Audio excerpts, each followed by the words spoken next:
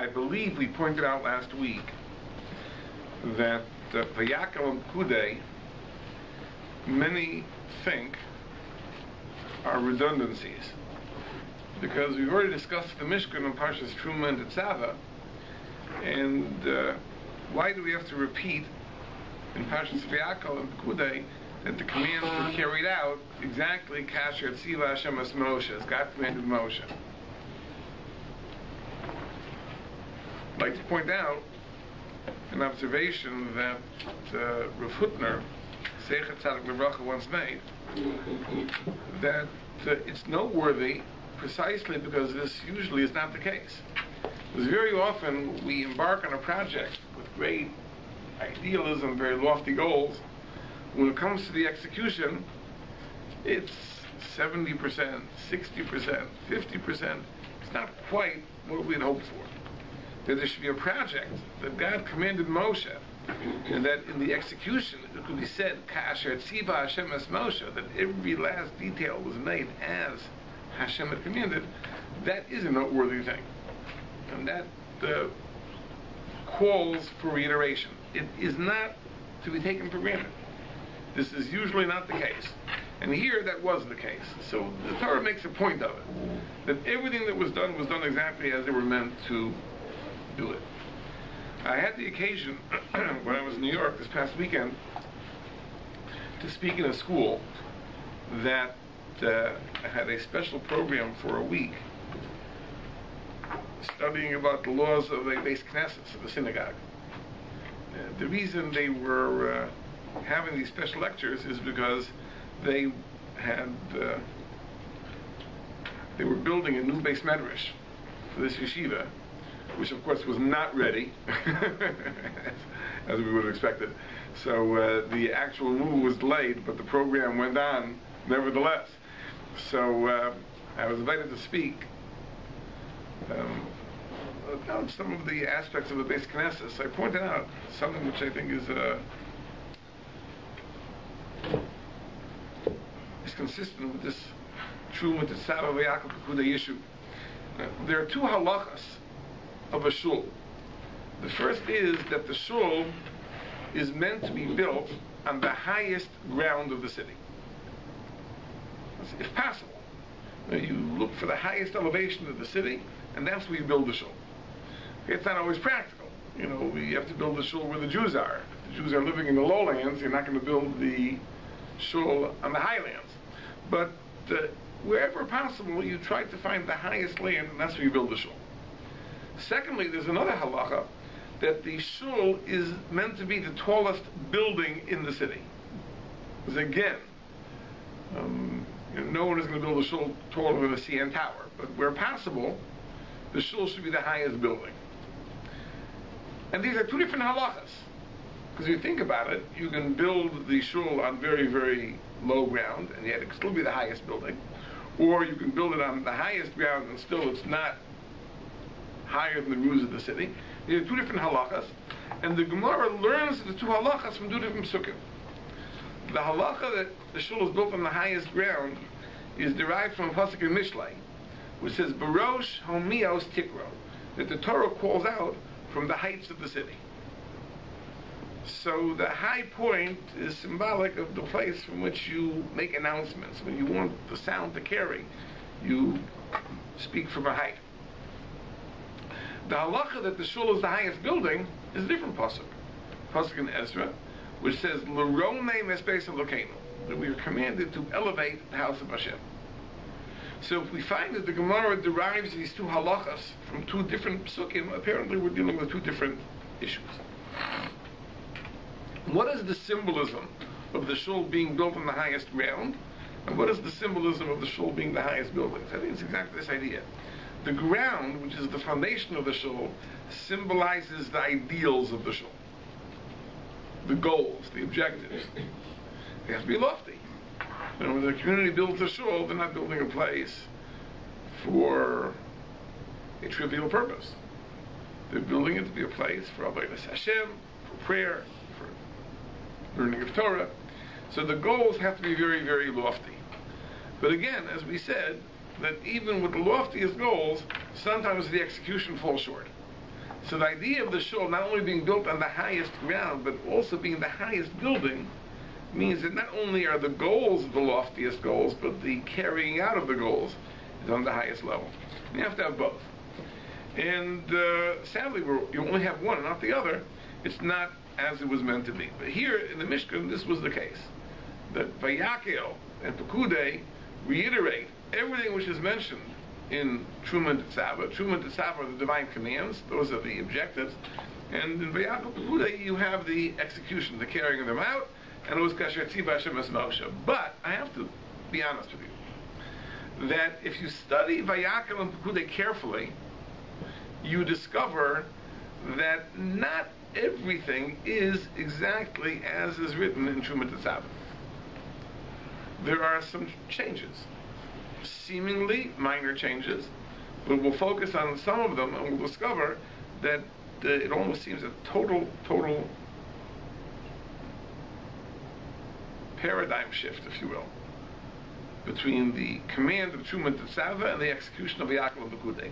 And we'll talk about it with regards to one component of the Mishkan, which is the Paroches. The Paroches was the curtain that hung between the two parts of the sanctuary. We know the sanctuary was divided into two sections. The outer section was called the Kodesh. The inner section is called the Kodesh HaKadoshim, the Holy of Holies. And there was a curtain that separated called the Paroches. The description of the Paroches in Parshas Truma goes like this. This is on page 458.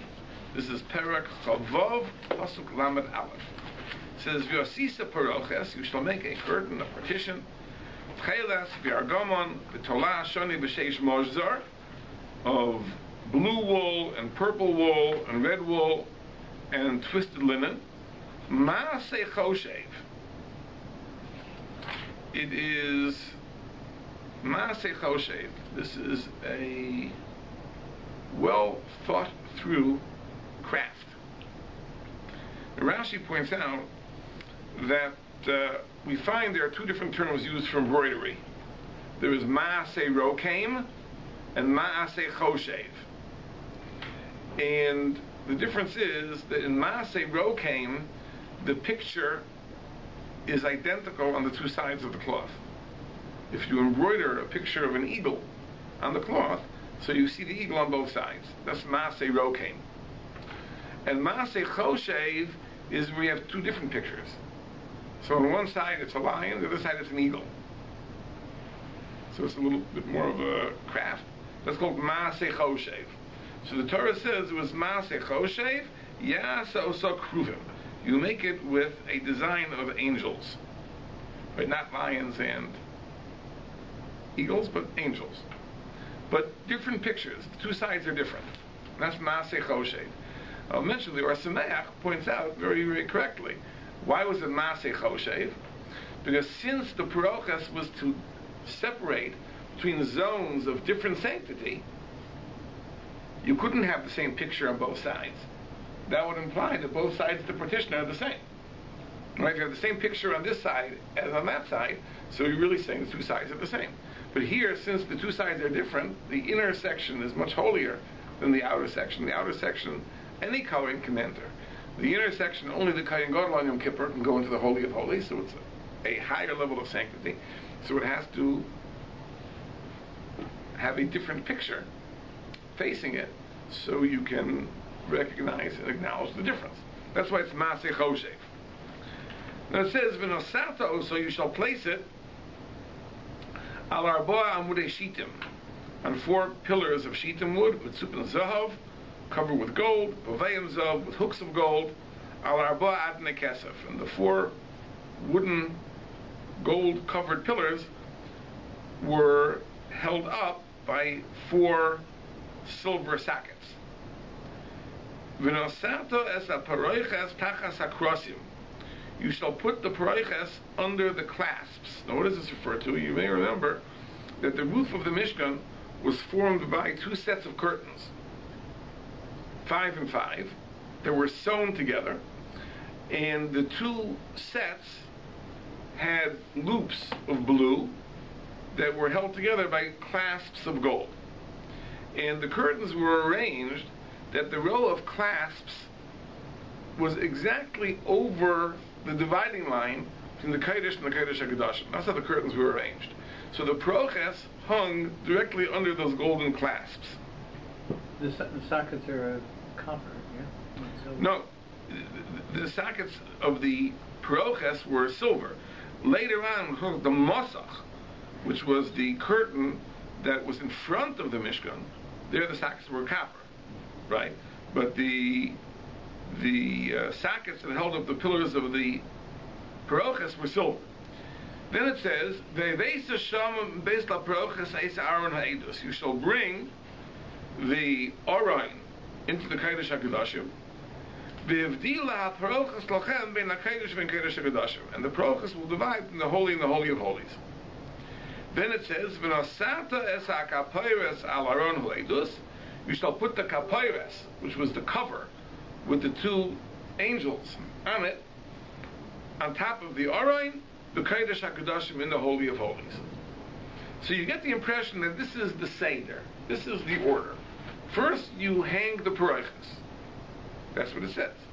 Then you bring the Aron into the Kodesh HaKadoshim, and then you put the cover on the Aron in the Kodesh HaKadoshim. That's what the Torah seems to say. Look at the Parshas Perkudei, and everything changes.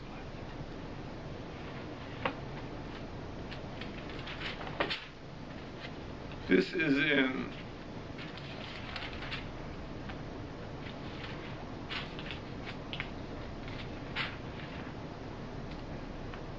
Perek Mem Pasuk Chaf, page 538.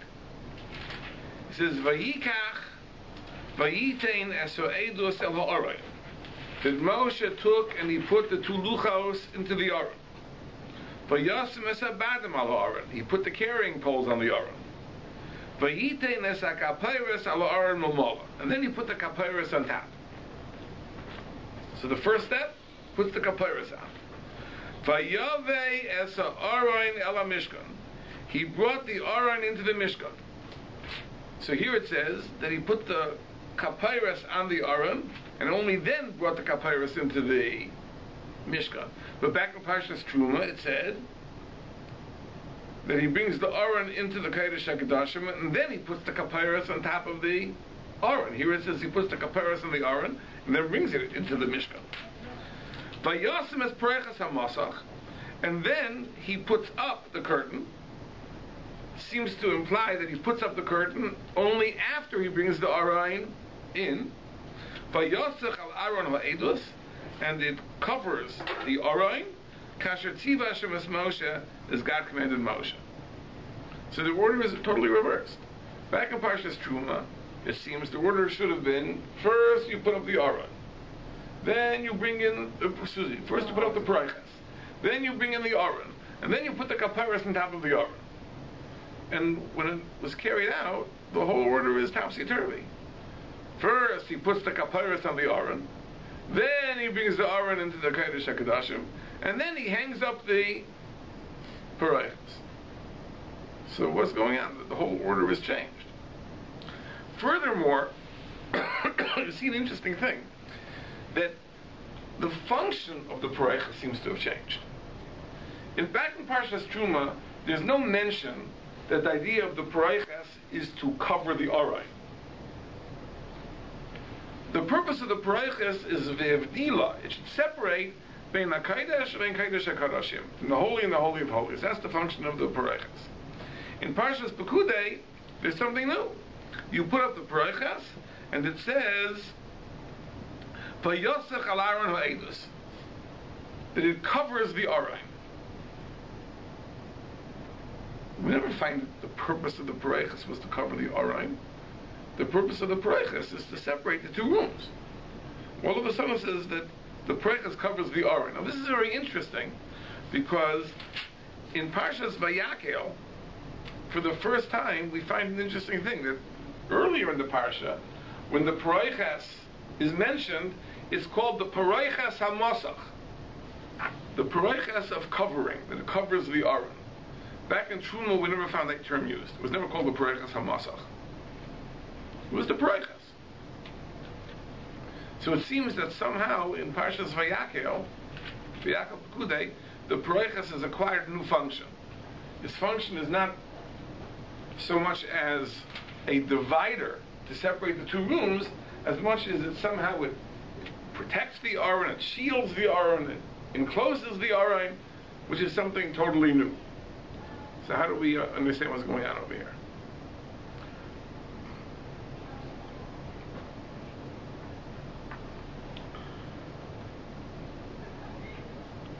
The Ramban writes that the Mishkan is the reenactment, if you will, of the experience of Sinai. That on Har Sinai, the Shekhinah descended, the Rebbeinu Shalom revealed himself, but that was a temporary experience. The Shekhinah ultimately departed.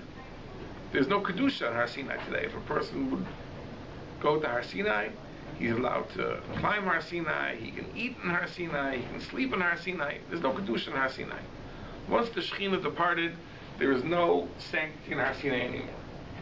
But the Baruch Hu wanted that Kedusha, that experience, should carry forward. Therefore, that's the idea of the Mishkan.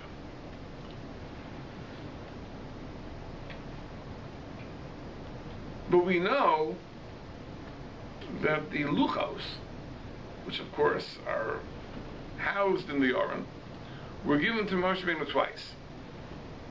They were given at the end of the first 40 days, and they were given several months later on Yom Kippur, after the final 40 days, as a sign of God's forgiving, His pardoning the Chet HaEgel, the sin of the golden calf. And these two gifts of Luchais were different.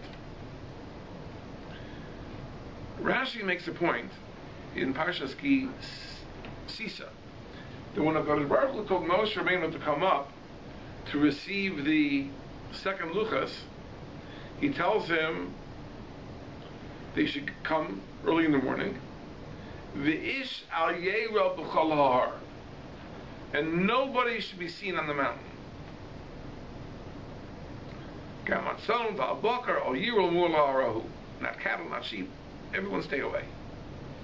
So Rashi makes a point there. Rashi says that the first luchas were given in a public spectacle. There was thunder, there was lightning, smoke. It was a public spectacle.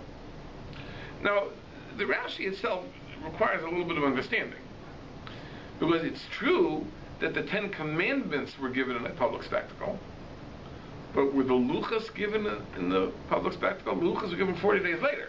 Remember, the 10 Commandments were communicated to the Jewish people on the 6th or the 7th of Sivan. So that was the day of the revelation. There was thunder and lightning and the shofar and smoke and so on and so forth. 40 days later, Moshe came down with the Luchas. They were given to him on the 17th of Tammuz. Was there thunder, lightning, and smoke then as well? Did the thunder and lightning last for 40 days? Well, you don't get that impression from the Chumash. So I don't know exactly what Rashi means, but maybe it means this, that the gift of the Luchos was really already anticipated 40 days before. It was when God gave the Aseres Adibris on the 6th or 7th of Sivan, it was understood that He was going to give the Luchos 40 days later.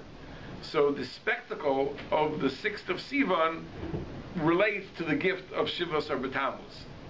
Did God give them to Moshe 40 days later, or did He give them on that day and Moshe brought them back? No, it says He gave them at the end of the 40 days. At the end of the 40 days. He only gave the Luchas when he finished talking. So, it's not clear, but Rashi makes this point, that the gift of the first Luchas was accompanied with fanfare, thunder, lightning, smoke, the shofar, and that's why they ultimately were broken, says Rashi, because there was an ayin hara. There was an ayin hara. So the second time around, the HaKadosh Baruch Hu said, Ein lecha yafim and atznius. There's nothing better than modesty, not drawing attention to yourself. So this time around, no thunder, no lightning, no smoke, no shofar, no nothing. Quiet.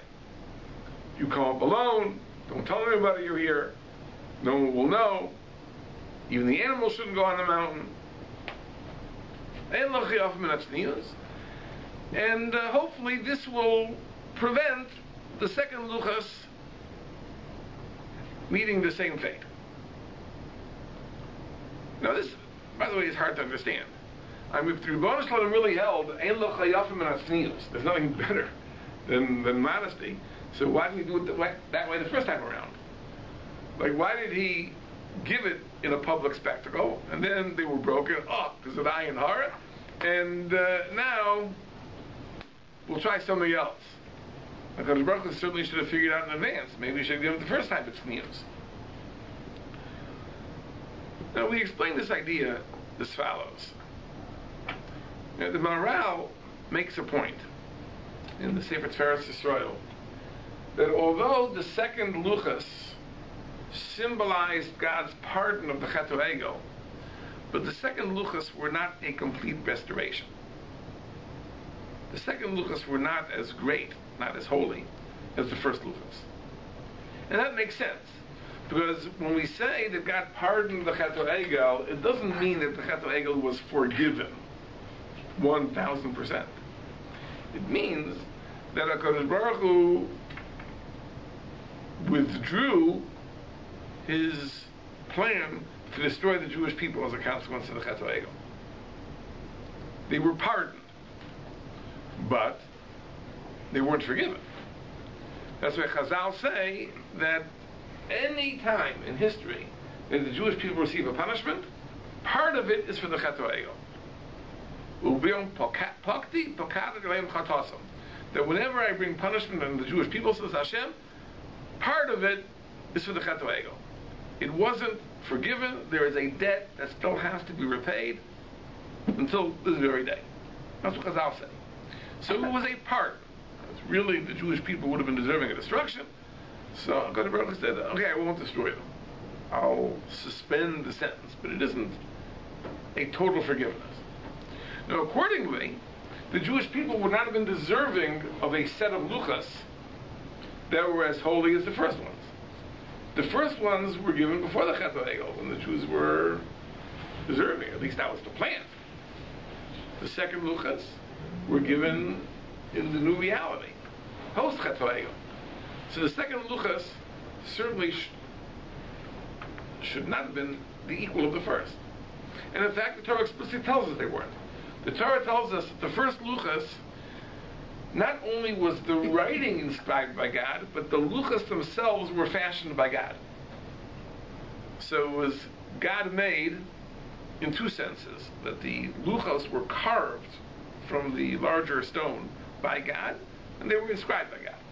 Whereas when it comes to the second luchas, Hashem told Moshe, Psal lecha, you should carve the luchas, and then I will inscribe them. Because safti al luchos, and then I will inscribe the luchas. But the luchas were fashioned by Moshe Rabbeinu. What is the symbolism of that difference? So it's a very, very interesting thing. We find the Gemara. The Gemara says that if a Jew witnesses the passing of a Jew, another Jew dies. So the Gemara says that the Jew who is there, who was a witness to the death, should tear kriya, should tear his clothes, even not a relative. Anybody who is present at the time of the departure of the soul should tear his clothes. Why? Because the death of a Jew is like a Sefer Torah in Israel. It's like a Sefer Torah that's burnt. It's a terrible tragedy. Therefore, everyone should tear kriya if you are present at the time of the death. The question is, why did Chazal use this mashal? What is this illustration? That the death of a Jew is like the burning of the Sefer Torah. In what sense is there an analogy to the death of a Jew and the burning of the Sefer Torah? So there's an interpretation which is said by many. The Pnei Yeshua says it, the Nefesh HaChaim says it, the Breitowitz says it. Many say the same thing. All the Nevi'im prophesied with the same expression. And they say like this. The Sefer Torah is comprised of two elements. There is the parchment, the animal skin on which the Torah is written, and you have the words. A human being is comprised of two elements. He's comprised of a body which is analogous to the parchment, and he's comprised of a soul, which is analogous to the writing. So the loss of a Jew, which is the loss of a body and a soul, is analogous to the loss of a Sefer Torah and its writing. That's the interpretation I give. Now the luchas also had two parts. There was the stone, the material of the luchas, and there was the inscription, the carving. So this also is analogous to the guf, the body, which is the stone luchas, and the neshama, which is the inscription. Now we find an amazing thing. The Gemara in Eliezer tells us that when the Jews stood at Har Sinai, had they not committed the Chet HaEgel and had the first luchas not been broken, says the Gemara, the Malach HaMavis, the angel of death, would have had no power over the Jewish people. Meaning that when the Jews stood at Har Sinai, they became like angels. They were immune from death. And the only reason death was restored is because of the Chet HaEgel. The Gemara quotes the pasuk in Tehillim, Ani amarti Elohim atem uvnei elyon kulchem. I said, this is God speaking, that you should be like angels. Achein ka'arim tumusim. But alas, you shall die as human beings as a consequence of the Chet HaEgel.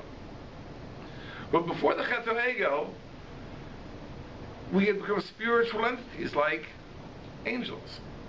There's no difference between the body and the soul. In the same way that the soul is eternal, their bodies were meant to be eternal. And that's the way it would have been if not for the Chet. On that level, they were deserving of a set of luchos, where not only was the inscription divine, but the fashioning of the tablets of stone itself was divine.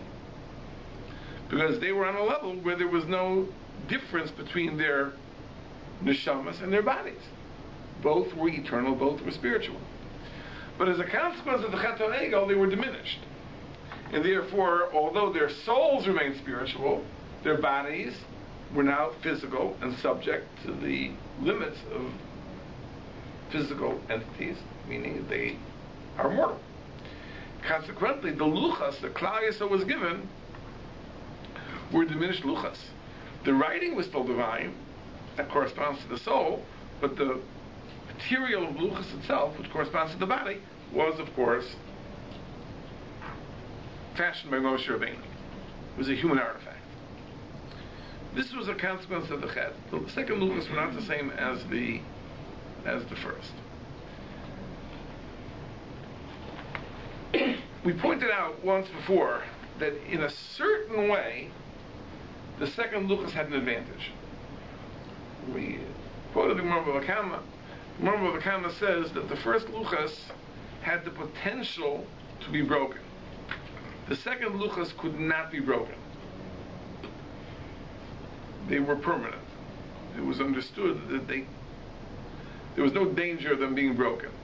So the question is, why should that be? If the luchas were really on a lower level of sanctity, why is it that they were, in a sense, blessed with greater security, greater permanence?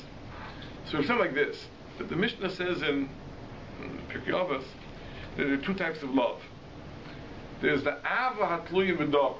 If you love a person because the person has a certain quality, whether it's beauty, whether it's virtue, whatever it is. But the ava is tluya b'davar. The ava is conditional, it's contingent on a certain factor. So b'teila eisa davar, if that thing lapses, the love also lapses. On the other hand, if it's an ava she'ena tluya b'davar, if the ava is not contingent on something, the love has no end, can't lapse. Now you ask the question, what does it mean, ava she'ena tluya b'davar? What does that mean? Why do you love something for no reason at all? What is the idea of that? You know, the idea is very simple.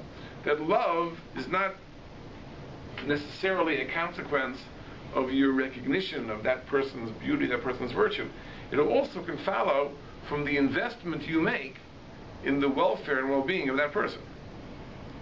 If you make a decision that I am going to make this person the object of my concern, and you take care of that person, and you help that person, and you speak to that person, and you're kind to that person, the love flows from the investment that you've made. But it's not conditional on some virtue, some quality that person has. Now, practically speaking, very few people would be willing to make that type of investment unless they saw that person as being worthy of it. So generally, you don't just say, well, okay, I'll marry you, and I don't know anything about you, but listen, you're as good as anybody else. I will take care of you and cherish you and honor you, and then I'll come to love you as a consequence of that. People don't work that way. I mean, most people, the love has to begin with the ava tluya b'davar. But ultimately, as the relationship deepens and it develops, the love sometimes is transformed. It's no longer tluya b'davar, right? It's ain't tluya b'davar. So you meet two people, they're in their 90s, right? They are quite wrinkled, right? Neither is as beautiful as once upon a time, and yet their love is deeper than ever. So why is that? It's true. 60, 70 years ago when they first met, maybe beauty might have been a factor. Says, but as they shared so much of life together, they've gone through so much and experienced so much and helped each other so much. At this point, the love is not a function of that characteristic. Now it's a consequence of the investment that they made in each other, right? And that love is never betrayal. That never lapses. I was at a shir that years ago, Rabbi gave, and he had done a marriage workshop. And one of the questions he asked of the different couples, there was like 15 couples, was what is it that you love about the other person? And there was a direct relationship between how long they've been married and how long the list was. People who had been married for 2 or 3 years could list all the reasons why they loved each other. People who have been married for 50 years didn't have a list. Couldn't remember anymore. I just love him for what he is. I love her. Right? And there was like no list at all. And it was a direct correlation between the years. 100%. So the point is like this. The first luchas were an expression of God's love, which was tluya b'davar. The Jewish people had achieved great heights in the period in the Asiyas Masam, the giving of the Torah. They elevated themselves from the 49th level of impurity to the highest level of purity. And in acknowledgement of that great spiritual achievement, God gave them a gift as an expression of the Avat Tluya B'davar. Now, if God loves you for a reason, so you're zoich to much more. But there's always the risk of losing it. B'teila Isidavar, the thing lapses. B'teila Ava. So if the Jewish people received this gift of the first luchas because of their great spiritual achievements, and now those spiritual achievements have lapsed because of the Chet HaEgel, so you lose the gift. The luchas are broken. The Jews never were restored to that madrega. But what was revealed on that first Yom Kippur, that there's an aspect of God's love for Klal Yisrael, which is an Ava she'eina tluya b'davar. It's not dependent on the virtue of the Jewish people. It's the fact that there's a historic investment that God made in the Jewish people, going back to Avram, to Yitzchak, to Yaakov. And that's the second luchas. They could not be broken, not because they were holier, precisely the opposite.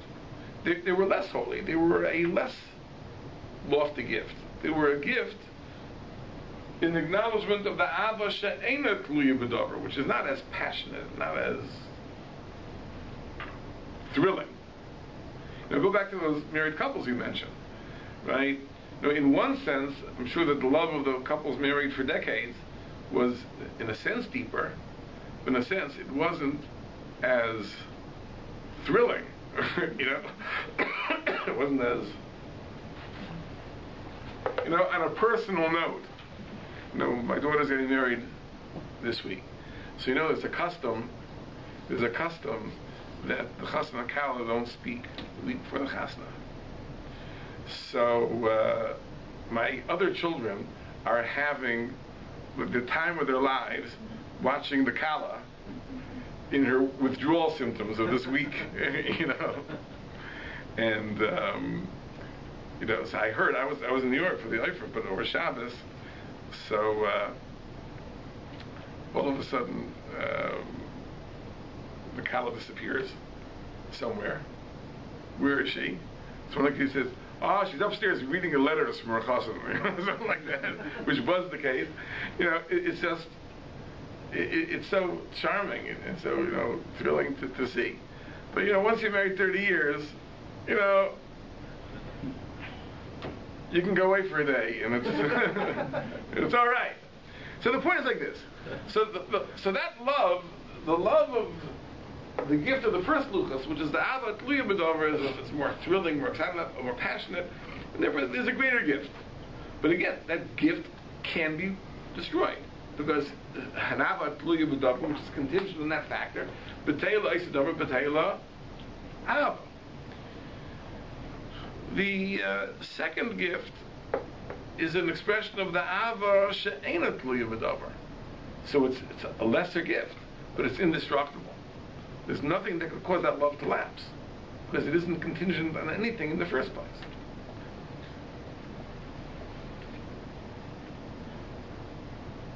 The Mishkan, the Holy of Holies in the Mishkan, as we said, is reminiscent of Har Sinai. But which Har Sinai? The Har Sinai at which the first luchas were given, or the Har Sinai at which the second luchas were given? Let's think about this for a moment. The Ramban understands, if you remember, that all the Parshias, Truma, Tetzaveh, Kisisa, Vayakal, Perkudei, are in chronological order. Meaning, Truma and Tetzaveh was the command to build the Mishkan that was given before the Chet Egel. The Chet Egel, the Parsha Kisisa. So Truma and Tetzaveh is the command to build the Mishkan that would have been if not for the Chet Egel. Vayakal Perkudei is the building of the Mishkan after the Chet Egel. And if you think about it for a second, we would expect there to be a change. There should be a difference. Right? The Mishkan that would have been and the Mishkan that ultimately was built were different precisely because the Chet Egel changed everything. So let's go back to Parshas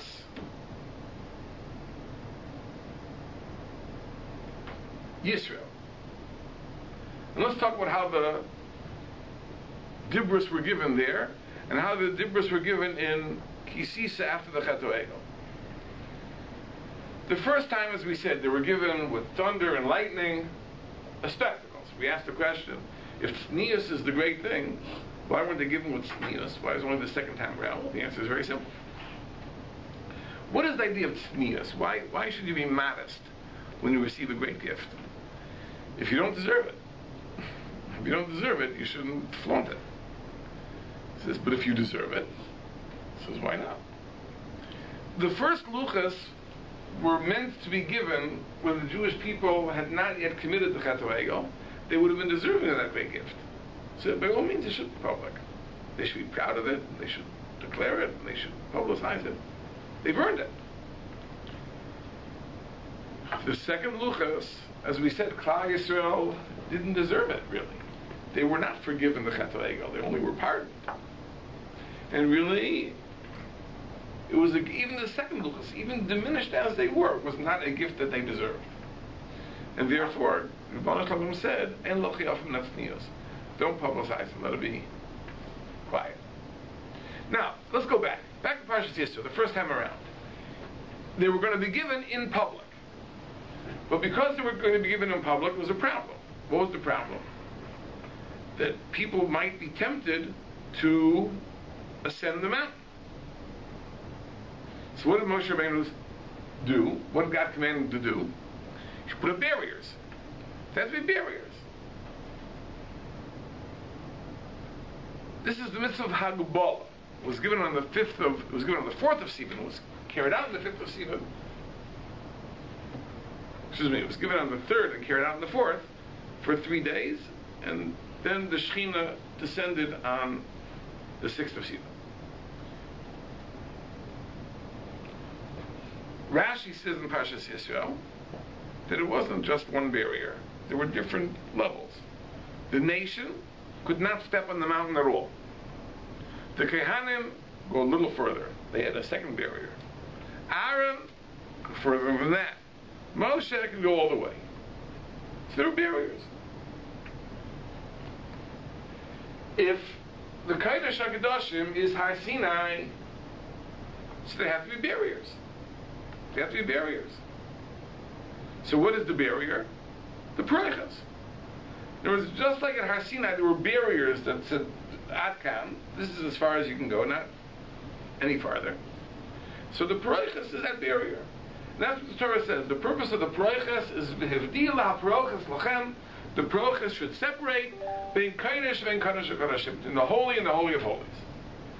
Now, there's a line, right? Up to this line you can go. Beyond this line you can't go. That's certainly true for all Kehanim. A regular Kohen cannot go into the holy of holies. Even Aaron, only on Yom Kippur.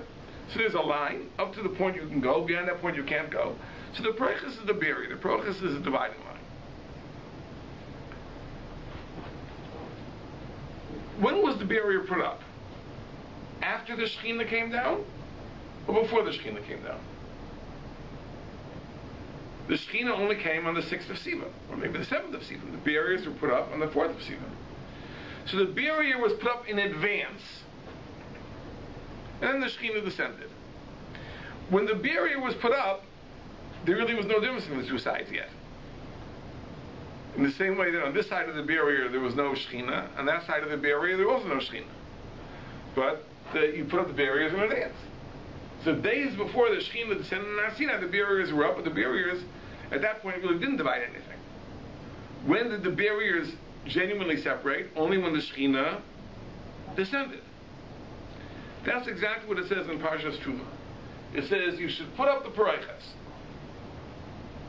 Then bring the Aron into the Kodesh HaKadoshim. What does the Aron symbolize? The Shekhinah descending, the giving of the Torah. And then, after you bring in the Aron, v'hivdila ha'Perkudei lachem bein HaKodesh v'bein Kodesh HaKadoshim. That the Perkudei will then separate between the holy and the holy of holies. In other words, when you put up the Perkudei, it does not yet separate from the holy of holies.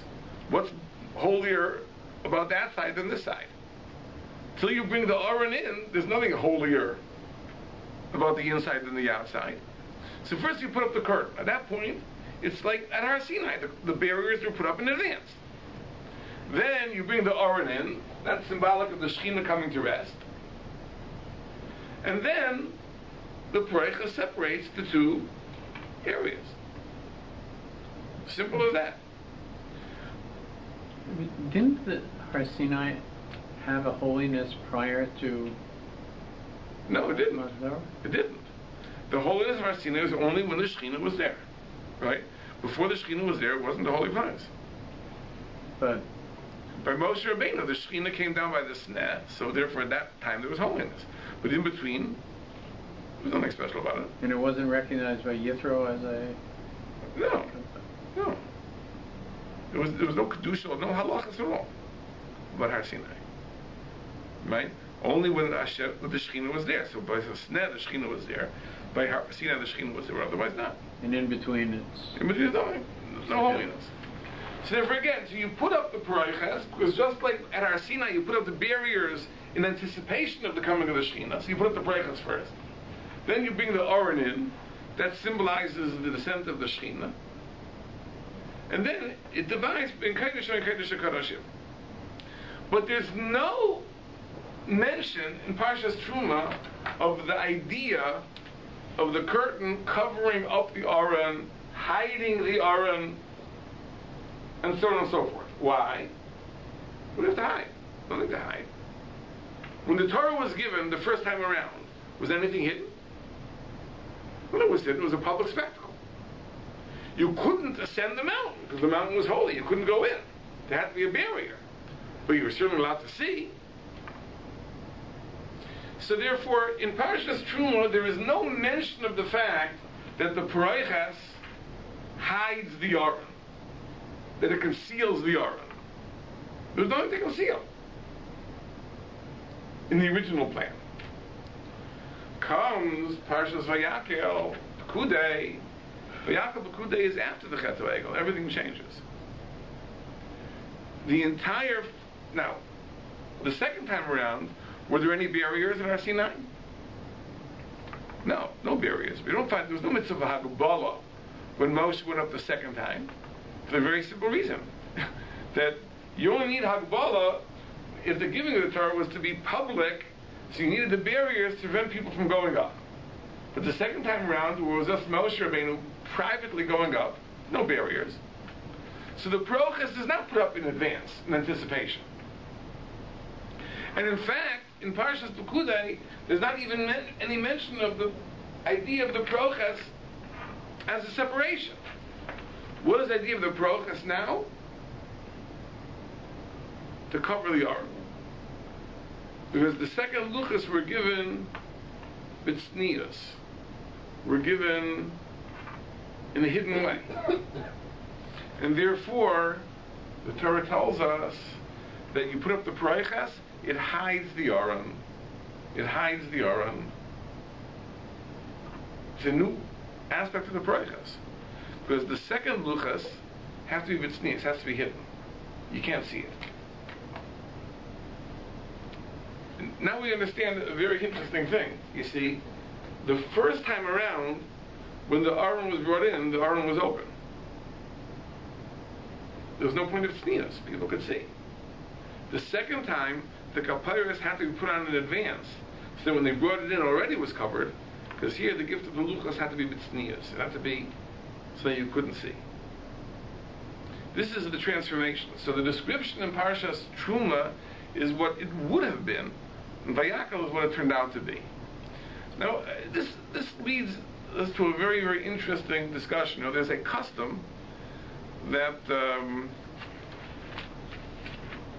in most shuls, and according to many poskim seems to be a halacha, there's a curtain in front of the Aron Kodesh.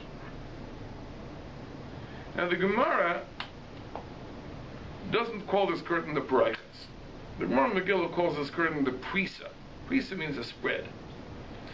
And there's a machlekes Rashi and Tosfos how to learn pshat in the Gemara. Rashi learns that the curtain was inside the doors of the Aron Kodesh. So you have the doors, and inside there's a curtain. Tosfos argues, and Tosfos says that the curtain is outside the doors of the Aron Kodesh. So, we have this machlekes. The minhag of Sfardim is that the curtain is inside the doors of the Aron Kodesh. The minhag of Ashkenazim is the opposite, that the curtain is on the outside. It's machlekes Rashi and Tosfos in the Gemara Megillah. But the Gemara Megillah doesn't call it the pro, it's called the prisa. Here, there's none. There should be. Shouldn't be. It's supposed to be a curtain. Right? Inside, outside, but a question. Maybe the camera, you should make the background fuzzy, so no one will see. Do something. Now, the question is this. The question is, when you think about it for a second, a shul needs many things. You need sidurim, you need chumashim, you need talesim, but there's no halacha that those things have to be stored in the Beis Knesset itself. And if you have a cabinet in the hallway, that's perfectly fine. There's no halacha that you have to store the sidurim or the chumashim or the talesim in the Beis Knesset. But when it comes to the Aron Kodesh, it seems this is part of the structure of a shul. A shul has to have an Aron Kodesh. The Rabbi passes that way. That you make a heichal, which is an Aron Kodesh, on the wall towards which people daven in that city. So we daven, being west of Yerushalayim, we daven toward the east. So on the eastern wall, we put the Aron Kodesh. So I have to have an Aron Kodesh.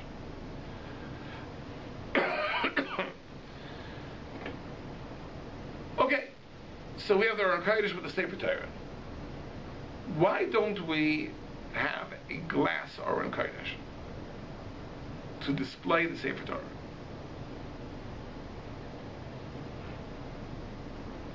And if someone would give a silver menorah to a shul, we put it in a beautiful glass cabinet, everyone should see its beauty.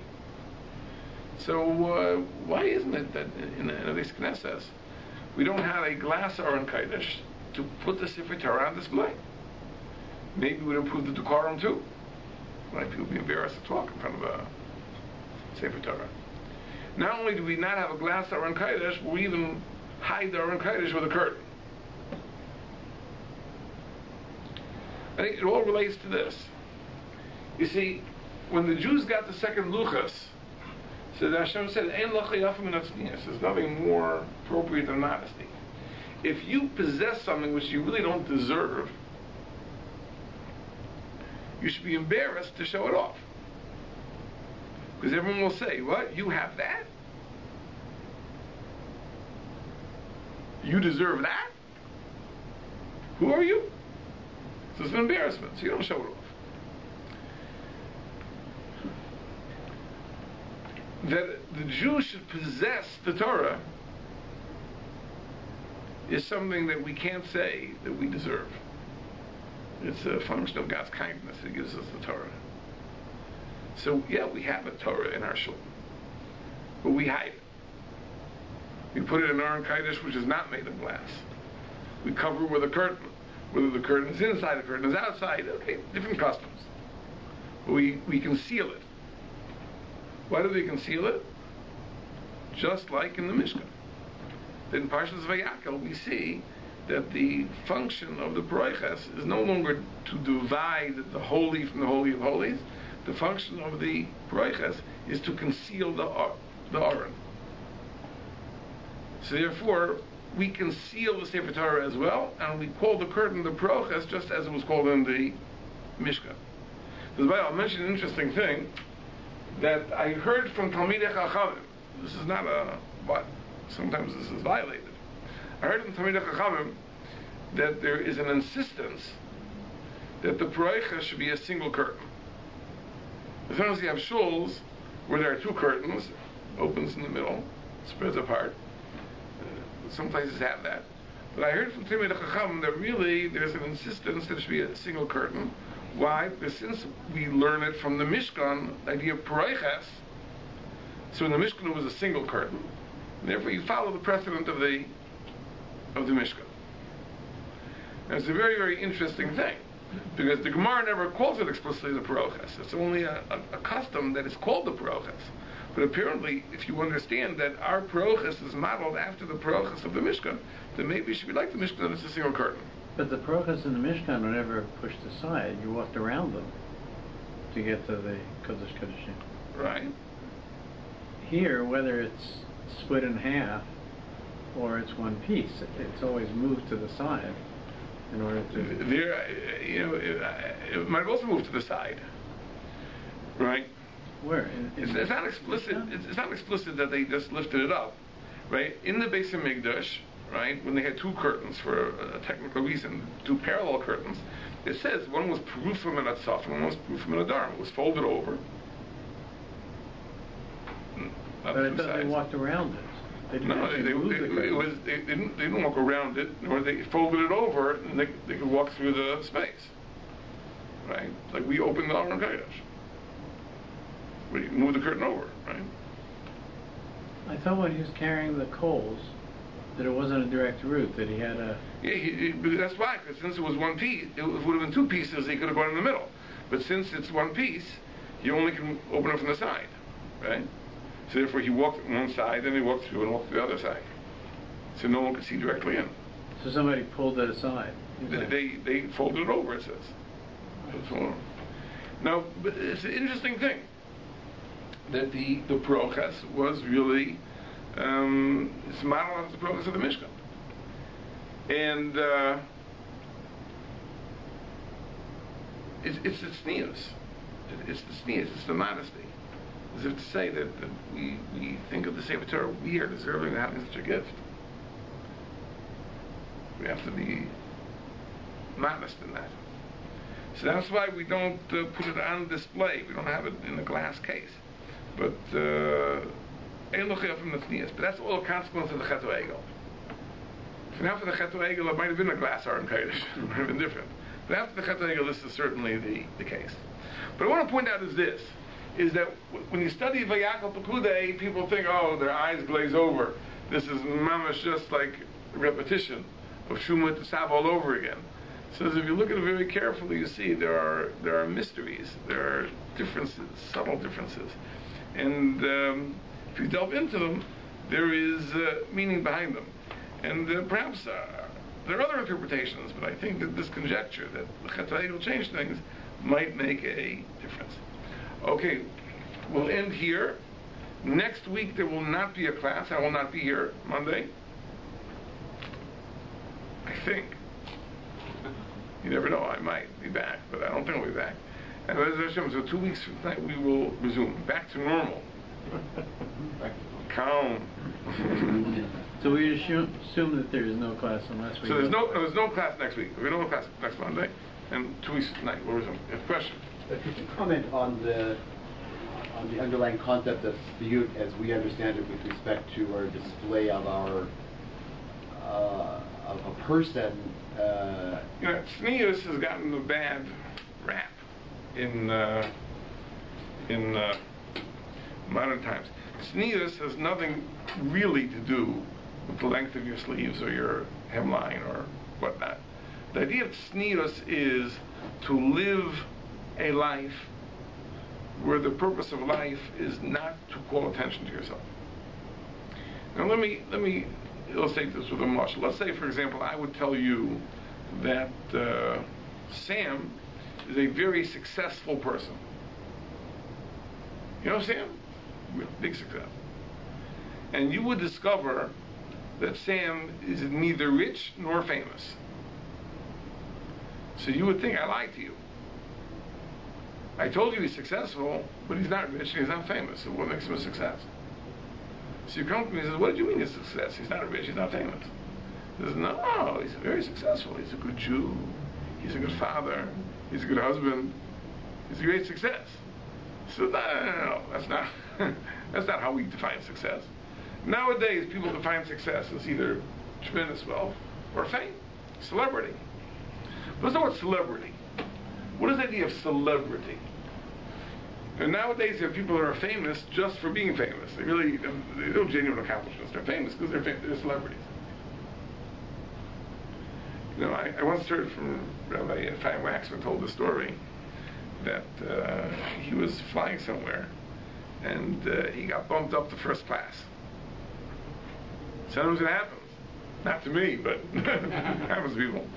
And he found himself sitting next to a certain celebrity who he didn't know. And the celebrity started talking to him. They started a conversation that he does this, and he performed here, he performed there, and Rabbi Waxman could not care less about what this person was doing, right? And the guy is talking and talking and talking and talking and talking. And at one point of the conversation, he says, I feel bad I'm dominating this whole conversation. He says, look, why don't you tell me? Like, what do you think of my performances? No, you'll have something to say. But, the idea of fame is something which is very important. People have this natural desire to call attention to themselves for their accomplishments, or even not for their accomplishments, just to be known, to have your 15 minutes of fame. Says the Jew really, ideally, would be able to go through this world unnoticed, doing his duty, doing his job, doing mitzvahs, learning Torah. So why do you have to know about it? For what? Why is that important? Sometimes we are forced to become public people. Maybe there's a benefit to others. So, Nebuch, you have to be a public person. You have to get up and speak, get up and teach, get up and do this and that. But for what? There's a price you pay for that, right? A life of anonymity would be a glorious life if you could do it. The argument then that overdressing, the covering, that's 100%. It's also not sneeze. Reb Chaim Shmulevitz said this in a shmooze once. He read it into the Mesilas Yesharim. I'm not 100% convinced that the Mesilas Yesharim meant this, but Mesilas Yesharim quotes a Gemara, famous Gemara. The Gemara says that the daughter of Reb Chanina ben Teradion received a terrible, terrible punishment. So Gemara says, what was the ma'isa? What was her sin? It says she once was walking, and there were two Roman officers, right, that said, how beautiful are the footsteps of this girl. And it says that when she heard that compliment, she was medakdek, she was more precise in the way she was walking. So anybody who reads the Gemara thinks that she was walking was a very, very beautiful way, perhaps called attention to her physical fitness or whatnot, her beauty, and she was even more precise how she walked. So Reb Chaim understood, based on the Mesilas Yesharim, I don't know if it's really clearly stated there, but Reb Chaim certainly understood it this way, that what they admired about her walking was her tznius, her unusual modesty. That she was walking in a very modest way, and they admired that. So she was medakdek to walk with even more tznius, and for that she was punished. Now, you're right. In other words, modesty can also be can call attention. Call attention to yourself. You got to be careful about that. So it's true. The burqa ladies, it may be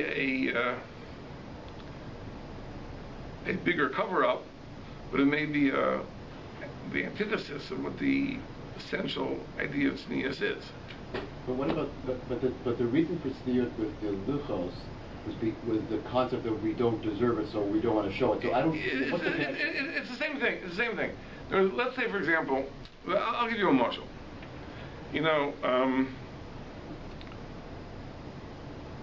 A man buys his fiancée an engagement ring, a real rack, like a massive ring, right? A 2-carat ring, 3-carat ring, I don't know. And the price of diamonds is not an arithmetic progression. It's not like, well, if 1 carat is $1,000, 3 carats is $3,000. It's geometric. The bigger it is, the more it costs. So what is the idea of it? The idea of it is, number one, it shows how much he loves her. That, for you, anything, I'll get this magnificent ring. So it's a demonstration of his affection. Then it also shows that he's a good provider, right? I can afford such a thing, right? I didn't buy you a little chip. I bought you a massive rack. That shows that I'm well-to-do. I have money, and so on and so forth. It's okay. So, if the chassan buys that ring with his own hard-earned money, I can understand it. But let's fast forward to the 21st century, right? Don't get any ideas, by the way. I don't know if you got the ring. You got the ring yet? Yeah. Got it already? Okay, I'm not going to put you on the spot and answer the creating question. What? But nowadays, yeshiva blocker is in yeshiva, right? He has no source of income, right? He's not working, but the ring has to come from somewhere. So where does it come from? It comes from dad, right? So, in the case of this dad, so he says, so what's the point? Okay, you gotta get a ring, you got a ring. It has to be the biggest ring in the, got a ring. So he says, but sometimes you see these girls, right? They have these rings, so you wonder how they can lift their hand, they're so heavy, What does it show? Like, what is the point?